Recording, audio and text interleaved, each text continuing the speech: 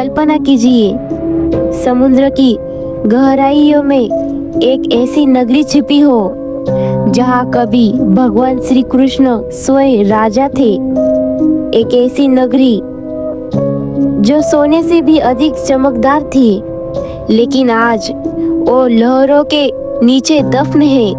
क्या सच में श्री कृष्ण की द्वारका समुद्र के नीचे डूब गई, या फिर यह सिर्फ एक धार्मिक कथा है? दोस्तों, आज हम उतरेंगे समुद्र के तल तक, जहाँ इतिहास, विज्ञान और आस्था तीनों आमने सामने खड़े हैं। वीडियो को अंत तक जरूर देखना, क्योंकि आखिर में मैं आपको दिखाऊंगी वो सबूत जिसे देखकर आप दंग रह जाओगे। वह नगरी जो देवताओं ने बनाई थी। महाभारत और भागवत पुराण के अनुसार द्वारका कोई साधारण शहर नहीं था।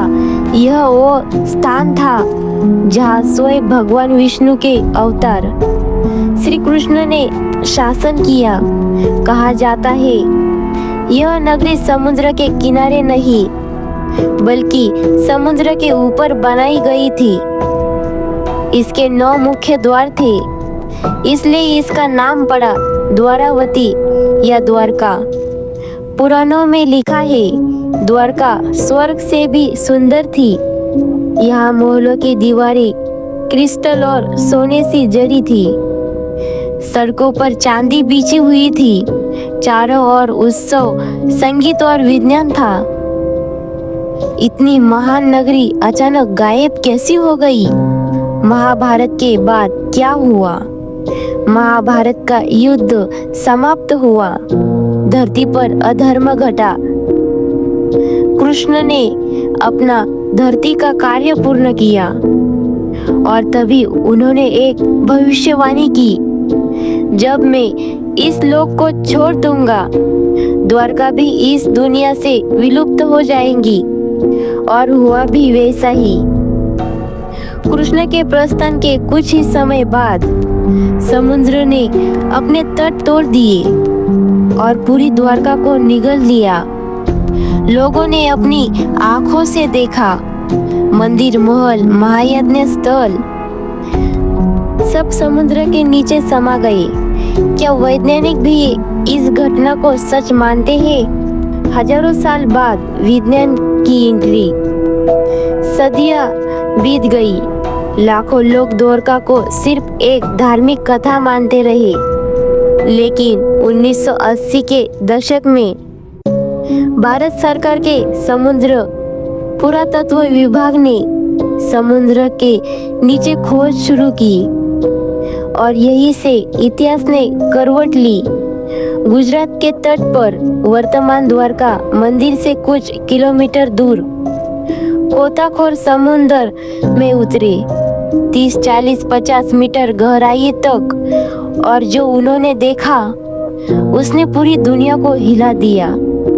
समुद्र के नीचे उन्हें पत्थर बने दीवारों के अवशेष मिले, सीधे रेखाओं में बनी सड़कें मिली, वर्गाकार इमारतों के नींव मिले, और सबसे हैरानी की बात, बड़े बड़े गोदी जैसे ढांचे मिले। क्या यह प्राचीन द्वारका के अवशेष थे? तकनीक से नई खोज होती है। हर बार कुछ ऐसा मिलता है जो द्वारका की कहानी को और मजबूत बना देती है। कभी कभी लगता है जैसे समुद्र खुद नहीं चाहता कि हम यह सच जान जा पाए, क्योंकि अगर सच सामने आ गया तो शायद इतिहास की किताबें बदलनी पड़ेगी। वो चौंकाने वाली बात आपको याद है? वीडियो की शुरुआत में मैंने कहा था अंत में मैं आपको ऐसा सबूत दिखाऊंगी जिसे देखकर आप दंग रह जाएंगे। तो सुनिए, पुरातत्वविदों ने कार्बन डेटिंग से जो उम्र निकाली वह थी 9000 साल पुरानी। ध्यान दीजिए, मिस्र के पिरामिड बने थे 45 साल पहले, लेकिन द्वारका के अवशेष उनसे भी 2 गुने प्राचीन है। क्या इसका मतलब है कि हमारी सभ्यता दुनिया की सबसे पुरानी सभ्यताओं में से एक थी। और अगर ऐसा है तो क्या महाभारत सिर्फ महाकाव्य नहीं, एक सच्चा इतिहास था। आखिरी बात, महाभारत में लिखा है, जब द्वारका डूबी तो कृष्ण ने कहा, यह नगरी मेरे साथ ही जाएंगी, लोग इसे ढूंढने की कोशिश करेंगे, पर यह तब तक नहीं मिलेगी जब तक समय स्वयं इसकी अनुमति न दे। क्या हम उसी समय के करीब पहुंच रहे हैं? क्या प्रकृति हमें संकेत दे रही है कि द्वारका का रहस्य जल्द ही पूरी दुनिया के सामने आएगा? शायद द्वारका सिर्फ एक शहर नहीं थी, वह आस्था, विज्ञान और दिव्यता का संगम थी। वह डूबी नहीं, वह सो रही है।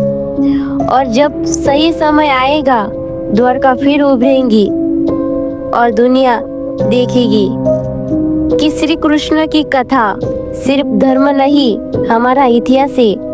दोस्तों, एक तरफ पुराणों के वर्णन, दूसरी तरफ वैज्ञानिक सबूत, दोनों एक ही दिशा में इशारा करते हैं। समुद्र के नीचे कभी एक उन्नत सभ्यता थी, पर क्या वह वाकई भगवान कृष्ण की द्वारका थी? इसका जवाब आज भी एक रहस्य है।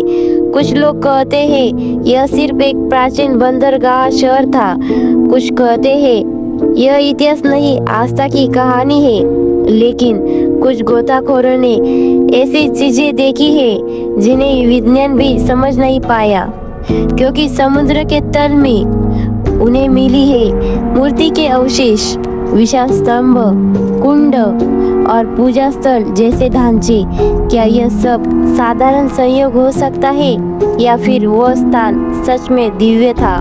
दोस्तों, अगर आपको लगता है कि द्वारका का सच पूरी दुनिया को पता चलना चाहिए तो इस वीडियो को शेयर जरूर करें। और अगर आप ऐसे ही रहस्यमय, ऐतिहासिक और आध्यात्मिक सच जानना चाहते हैं तो चलिए चैनल को सब्सक्राइब करें और बेल आइकन को दबाइए, क्योंकि अगले वीडियो में हम एक और ऐसे रहस्य की परत खोलेंगे जो सदियों से दुनिया से छिपा है।